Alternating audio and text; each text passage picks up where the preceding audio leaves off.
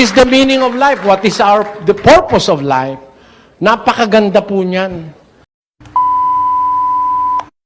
Daw po ba talaga ang purpose ng buhay kung bakit ginawa ng Diyos? Ay, meron. Napakagandang tanong niya. What is the meaning of life? What is the purpose of life? Napakaganda po niyan. Kung ang itinatanong mo, if your question refers to life on earth, because there are two lives in the Bible. I have to clarify this first. We have two lives.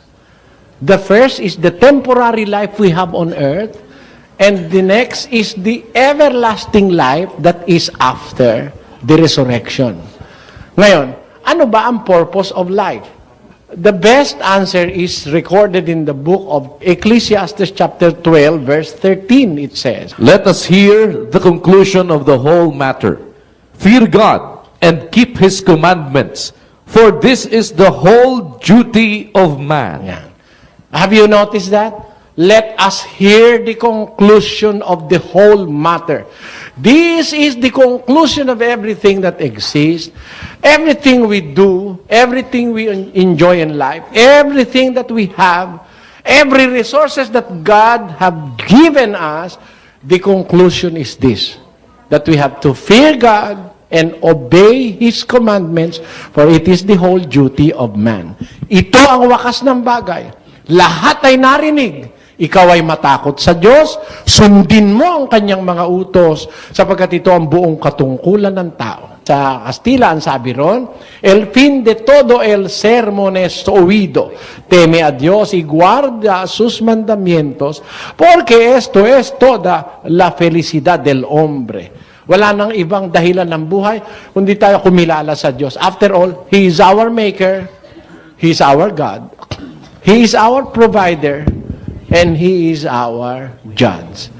Yun ang gagawin natin. That's the most important thing in life, to acknowledge the existence of that great Creator who have created us, and to do His will, so that we will enjoy life eternal after the resurrection.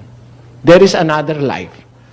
Tandaan nyo, wala nang ibang dahilan ng buhay kundi para kumilala tayo sa Diyos. Sumunod tayo sa Kanyang utos para makasama natin siya sa langit. Wala na pong ibang dahilan ng buhay. Wala namang kwenta ang buhay kung ikaw mayaman ka. Maiiwan mo naman Ha? 40 milyong hektarya ng lupa ang pag-aari mo. Ang titulo mo, ganyang kakapal ang dami. Pag namatay, kaanin mo yun. 1 metro kudrado ka lang.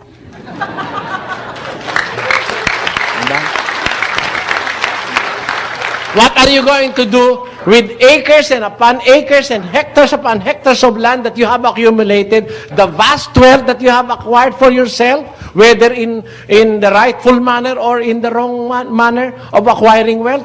What will that do to you? Sometimes it will even prejudice your salvation, your knowledge, your belief in God. When a person is very rich, he feels that he has everything in this world. He doesn't need anymore the services of people. And sometimes he feels that he does not need any more God because he is very much stable. Compared to the poor who always pray to God just for a breakfast. At night, God, our problem is the breakfast that we have. We must have tomorrow. The breakfast for my sons and daughters. He kneels and prays to God because he has nothing in life. The only hope in him is that he believes in God. Minus God, then everything will be in vain. Alisin mo ang Diyos, wala na pong kwenta ang buhay. Wala nang sagot ang ibang tanong. Pag wala ang Diyos, minus God, then everything will fall down. But with God, every question will be answered. Every problem will be solved. Come judgment. Yun po.